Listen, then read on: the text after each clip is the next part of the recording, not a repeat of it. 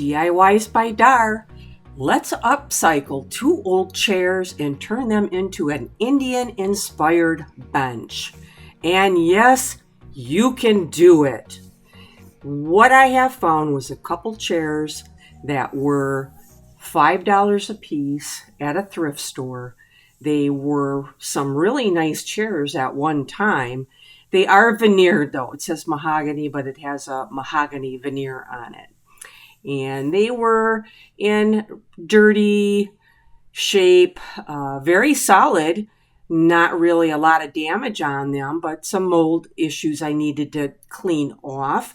So I am out in the bright sun and I am going to tighten up the chairs and then also remove that seat off the bottom of the other chair.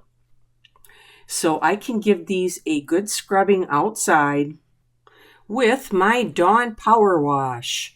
And then I will rinse them off with the hose and let them dry in the sun. This is sometimes the best way to do something like this when they're extremely dirty like this. The next, after they were dry, I needed to measure up as carefully as I could a single piece of plywood to go over the top of this bench, and I was successful. Measured twice, cut once. So I went ahead and started to get my paint going on these chairs, and I used some Sloan chalk paint in the color Florence, which is a deep turquoise blue color, and it received 2 coats all over, top and bottom, and it was a lovely day, so they dried rather quickly out here in the Michigan heat today. And there they are, and I'm ready to go ahead and let those chairs dry and get into the next portion of this. I didn't use that much paint, like maybe a 1/4 of a can. Now here is my seat bottom, and I am going to take some Gorilla wood putty and fill in all the areas, the knots. It is pretty rough on this side, and the one thing that I really like about the Gorilla brand is you can see I'm having a hard time. It's pretty thick right there. So I had to go add some water to this, and it'll mix up really easy for how I want to use it. And I didn't really need to use that much on this, just, a little bit. So I went ahead and filled all that roughness in. So when you sit on that, it's nice and smooth, and I'll just finish up with that little bit that I needed. And here we are. It is covered. I will let this dry outside. I am ready to sand this. I hit it with 100 grit and my surf prep. And after the 100 grit, I used a 220 just to make sure that it was all nice and smooth. Now, the back of this seat, I am going to prime this with some Zinsser 123 because it is bare wood and I do want the underneath to look decent. So I will get this primed in, and I will get the 2 coats of the Sloan paint on the back side of that, and we will be ready to go. Looks pretty good. All it needed was 2 coats, and I'm good to put this top on the chairs. And now I need to secure this, and being very careful with my nail gun. I did get this in place all the way around before I put some screws in. There was an area on the bottom of the chair that if I added a little piece of board right there, it would help stabilize them a bit better, just for a little more security. And I thought, why not? Because you wouldn't be able to see that, and it's underneath, and it would really give a lot to that chair. So I just affixed that small piece of thick wood underneath there, and that gave me a little more sense of security on this staying together when somebody moves this piece around.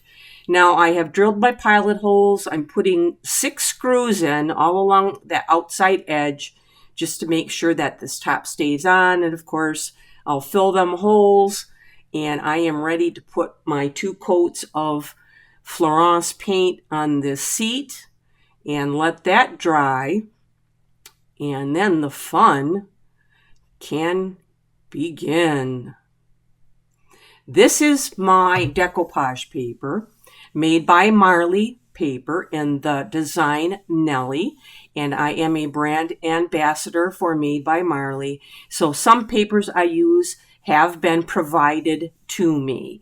Otherwise, nothing else in this video. I'm not sponsored by anybody.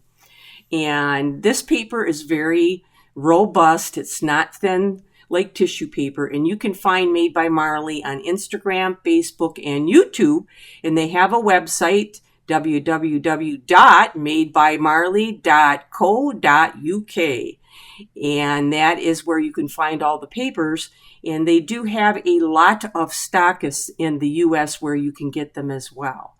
You will get 3 pieces of brightly colored, very robust decoupage paper, and I'm trying to decide what design I want to go where on that chair.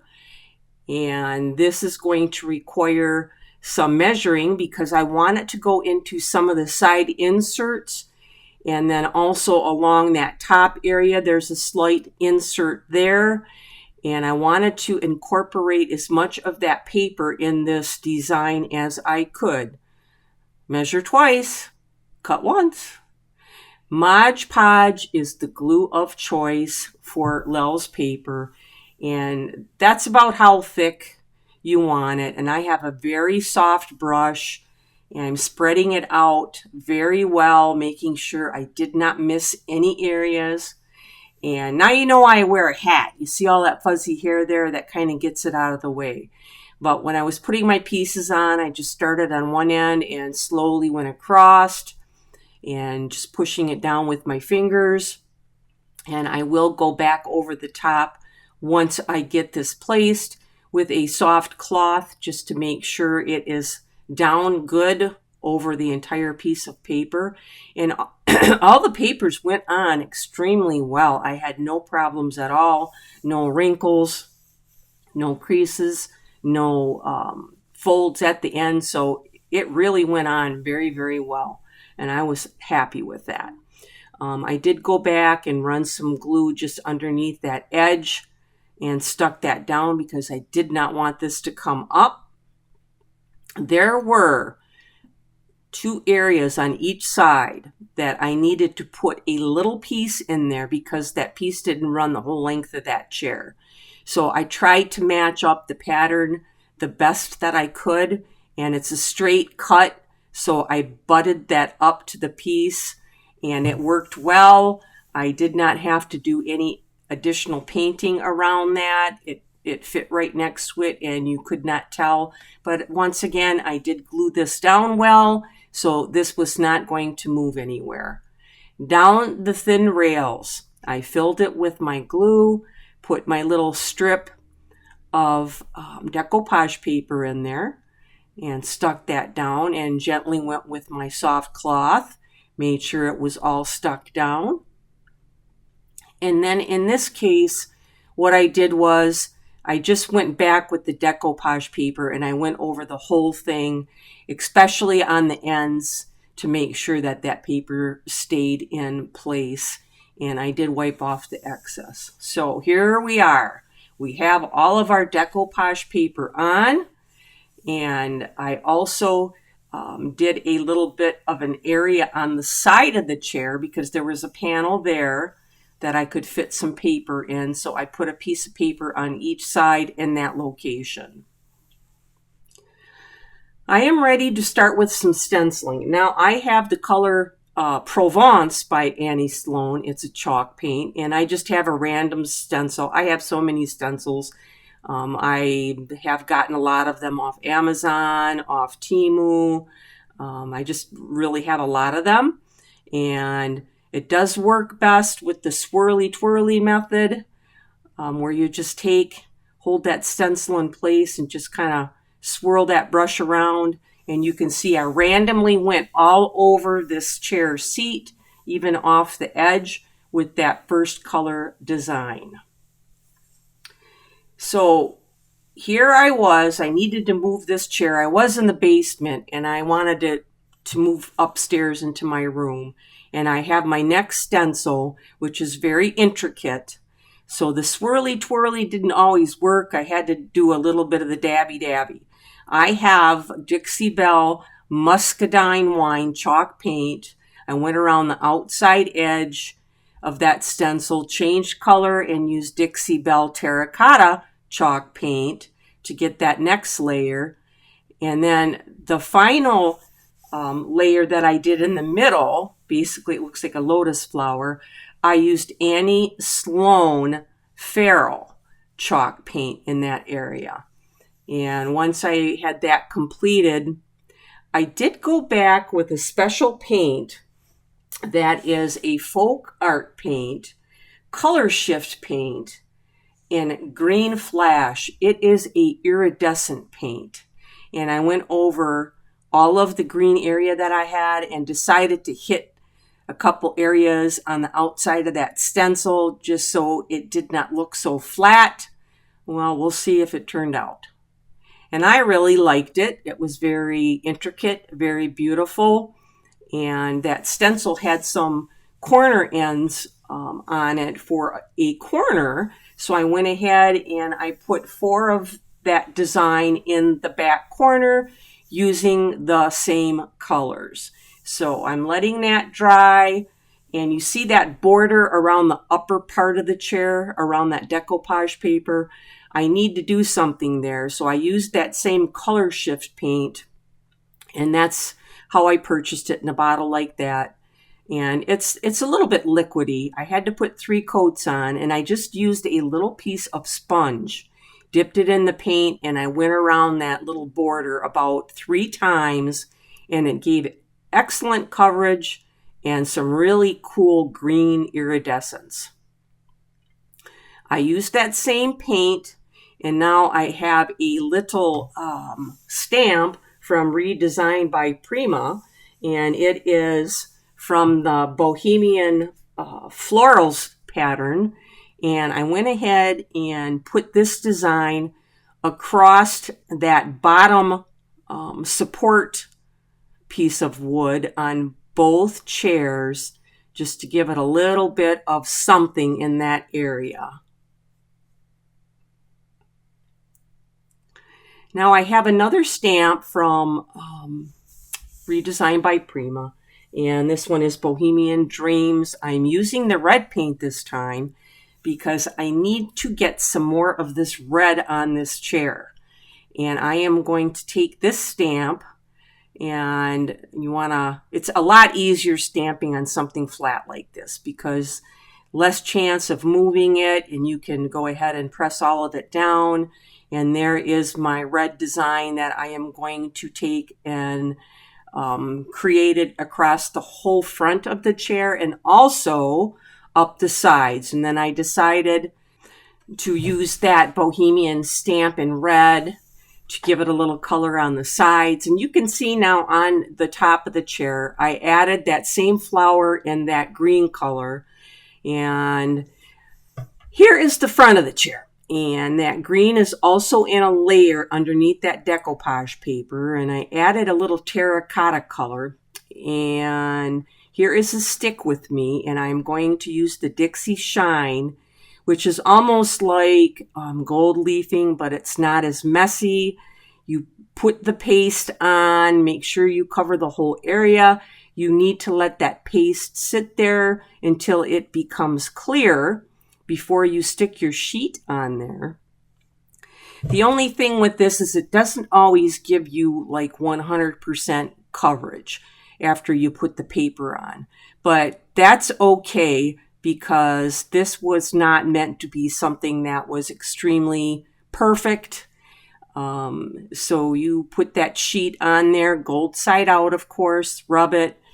And I have a little piece of green scrubby pad, and I'll go over the top of it very lightly with that and little circles to help transfer that gold to the piece. So when you pull that off, you will have that gold stay on there. So that worked out well. And okay, more gold, liquid leaf. And what I did was dry brushed those back fluted areas.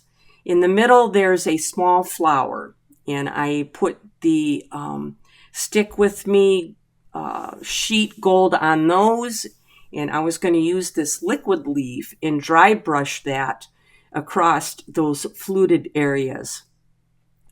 This product is pretty nice. It's rather liquidy, but it holds a lot of pigment, and just dry brushing it worked nice, and I really did like how that turned out. Very nice gold color, a little bit different than them round circles I had in the middle, but that was a nice contrast as well. So there are the back rungs of the chair. And they look really nice together. I'm pretty pleased with how they turned out. Still seems to be something missing though on the seat. I need a little bit of more red, I think. The upper part looks great, but I just need something there still. So 2 red stencils from the original one are going to go in the middle. And I tried putting some more of that liquid gold leaf in just little dots, and it didn't make a whole difference, but you can see that shine when it's sideways a little bit. You can see it. And then there's the 2 red stencils in the middle. I did go back and put some dots in different areas in those stencils with that liquid gold leaf, and I think I need to stop. All right, I have some Rustoleum double matte clear spray. This probably got 4 coats all over the whole thing. I used the whole can, and this was good for me. Dried nice outside today. Oh, there's those chairs when I first started. And could I turn it into a beautiful bench? I think it worked.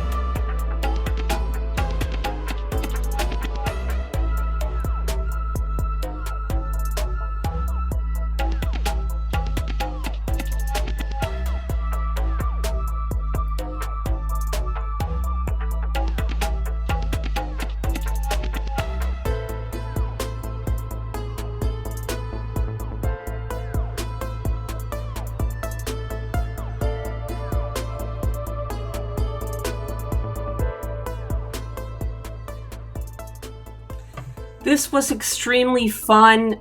Anybody can do this. If I can do it, you can do it. Thanks for watching. Like and subscribe, and hit that little bell so I can ring your phone.